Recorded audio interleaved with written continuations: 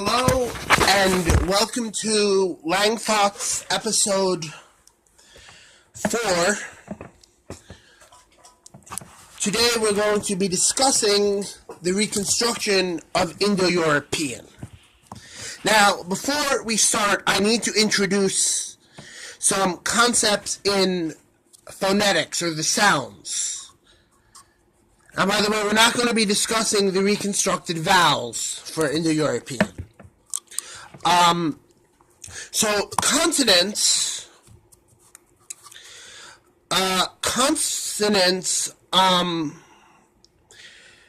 can be divided into place and manner of articulation. For example, place of articulation is where in the mouth it is produced. For example, pa is a labial sound, but its manner of articulation is that of a stop, meaning that it has that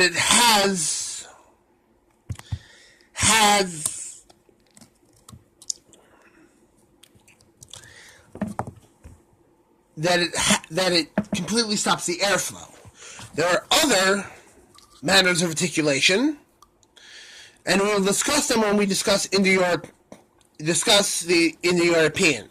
However, we will be mainly focusing on the stop series of Indo-European. Again, the stop series is that there is a complete stoppage of air at the point of articulation where the sound is produced. So, in the 1800s, the linguists reconstructed the system of the stop series of Indo-European to have three different, even though they're all stops, three different sub-manners of articulation. The voiceless, for example, pa, the voiced, ba, and the breathy voiced, pa. They came in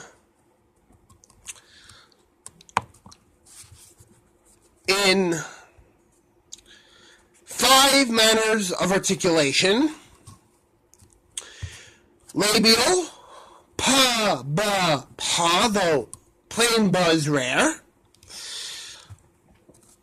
coronal, ta, da, ta;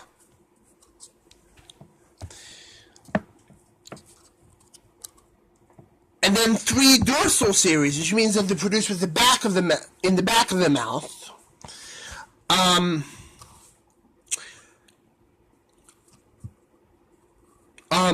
The alveopalatals, kya, kya, and kya, and the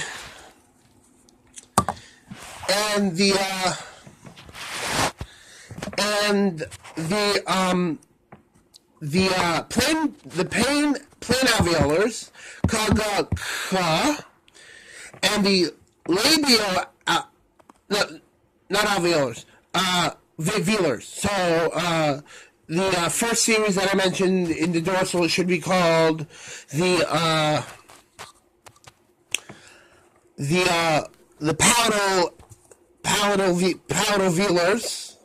palatal velars, and the second is the plain velars, ka, ga, ka. The third series is the labialized velars, which means that while the velar sound is being produced, a wa sound is being produced at the same time. So, for example, qua, gua, and qua. Now, first I would like to talk about how these evolved, the three series evolved in the Germanic branch, which, as I said in the previous video, contains English, which is the language that I'm speaking now. The So what we find is something called Grimm's Law. For example, we find that the Latin word for father is pater. Now, why is this? Well, what happened is that the plain voiceless stops, the pa, ta, cha, ka, and qua became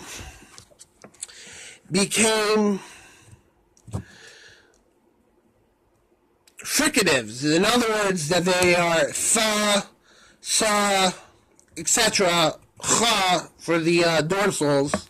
We'll get to the dorsals later because they're very important in classifying Indo-European as a whole.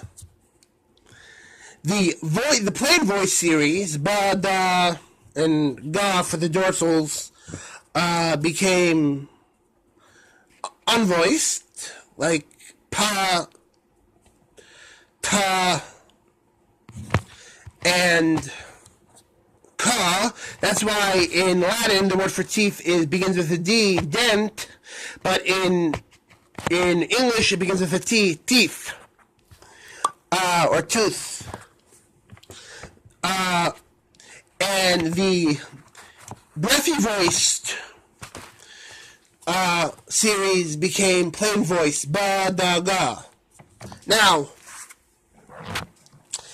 we can classify the Indo-European language family into two macro branches, as it were, based on how the dorsal series finalized. There's also a third outlier, which is Anatolian, which kept the dorsal series as it was in Proto-Indo-European, having all three positions being the same. Having all three, so for example, in Anatolian they would distinguish kya, ka, and qua. But we can divide this up into satem and kentum. Satem from the Sanskrit word for 100, and kentum from the Latin word. Sanskrit being satem and Latin being kentum.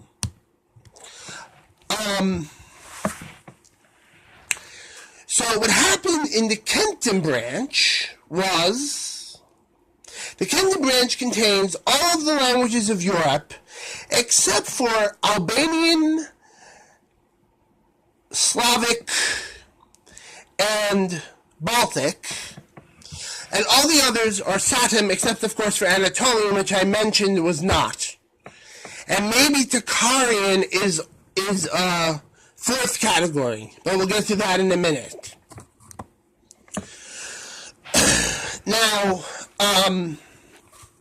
in the Kentum languages, the Kya and Ka series, the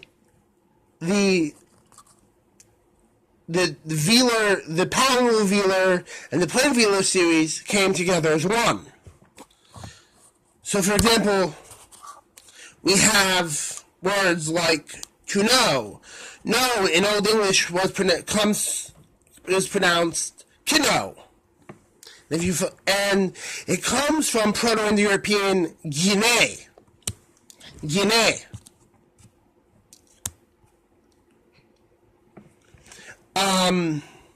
So you see that the gya became a ka. Similarly, in Greek, it was gnosis. Was knowledge, gnosis. Meanwhile, qua stayed the same. So, for example, in Latin, we have stayed separate. It stayed separate. For example, in Latin, we have the word for what or who, quad. In English, we have what, which was originally pronounced what. Following Grimm's Law, the plain unvoiced stop became fricative hua, which in Middle English and early modern English became hua. You can still see this in some dialects today, such as Southern American English And I believe Northern British English, where they pronounce it as what. And in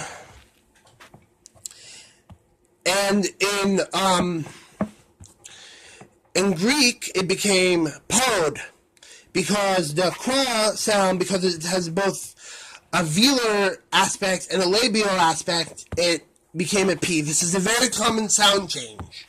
And next episode will be about sound changes. But the important thing to note is that is basically what defines a Kentum language. Now, a Satem language, the opposite occurred. Qua and ka fused together. So, for example, the Hindi word for what is ki, is actually kya, but the ya sound is from a different origin, even though it sounds like it should originally have come from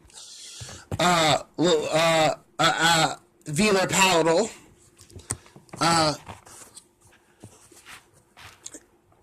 But the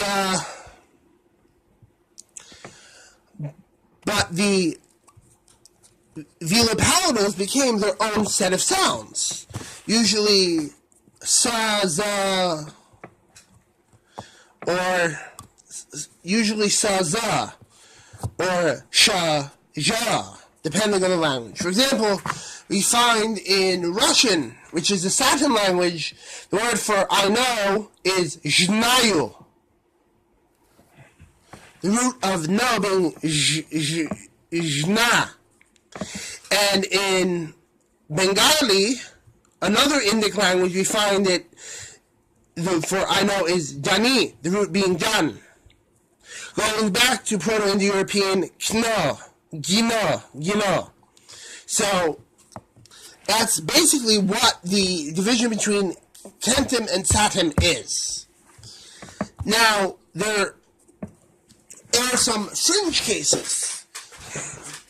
For example, I listed Albanian before as being a Satem language, and also excluded I listed Albanian before as being a Satem language, and also excluded Albanian from Kentum. However, some say that these are only partial Satem language, because they saw reflexes of the sha that seem more like Kentum. Tocharian, which was discovered in the early 1900s, is considered to be a Kentum language, but some consider it to be a partial Kentum language because all three positions became one sound ka, and also all three manners became ka. So you have 9 sounds all becoming ka. So some say that it's really not Kentum, but it's its own thing. It should be considered like a fourth branch. Before Tocharian was discovered, many linguists studying Proto-Indo-European would divide Proto-Indo-European into, instead of talking about Kentum and Satem, we're talking about Eastern and Western Indo-European. Eastern being Satem and Western being Kentum. Until Tocharian, which is of course the most easternmost, turned out to be seemingly Kentum. And then the words used changed. Another piece of Indo-European phonology is that they were originally laryngeals, sounds in the throat. Now, we don't know exactly what they were. We think there were 3, and they're marked by H superscript 1 through 3, subscript 1 through 3, and they were not confirmed until Anatolian was discovered in the early 1900s, preserving the laryngeals in some cases. But they were theorized because of how vowels resolved in different branches of Indo-European. Now, in other words, that they disappeared, but they left their effects on the vowel. Now, Proto-Indo-European had one fricative, sa, and also had two nasal sounds. Basically, nasals are stops that are stopped, but the velum opens at the mouth. The velum opens at the mouth, and the velum opens in the mouth, allowing air to escape from the nose. So the two Proto-Indo-European nasals are m and n. N.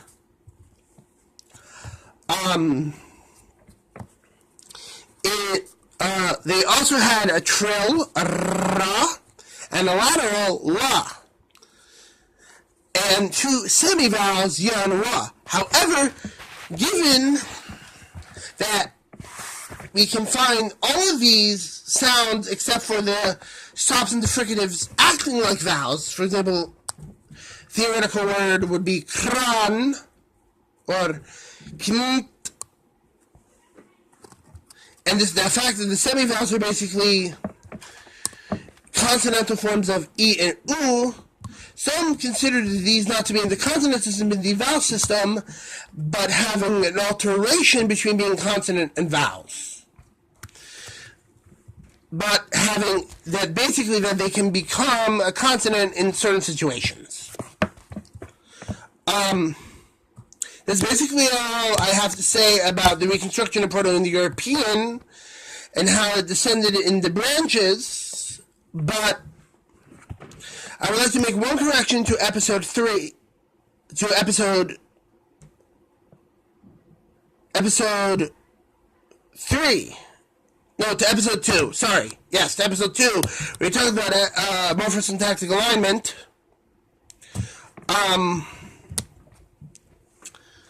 What I said about the Philippine alignment was really a very simplified version of what's really going on in Philippine alignment.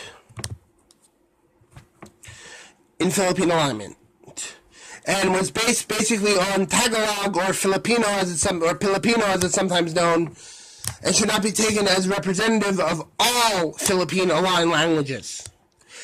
This may be a topic for a future episode. As I said,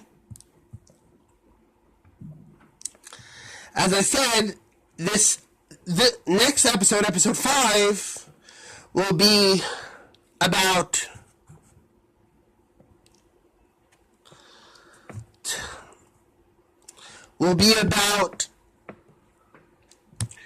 sound changes that happen in language, and I will bring in sound changes that happen in language families other than Indo-European. Goodbye, have a nice day, and thanks for watching.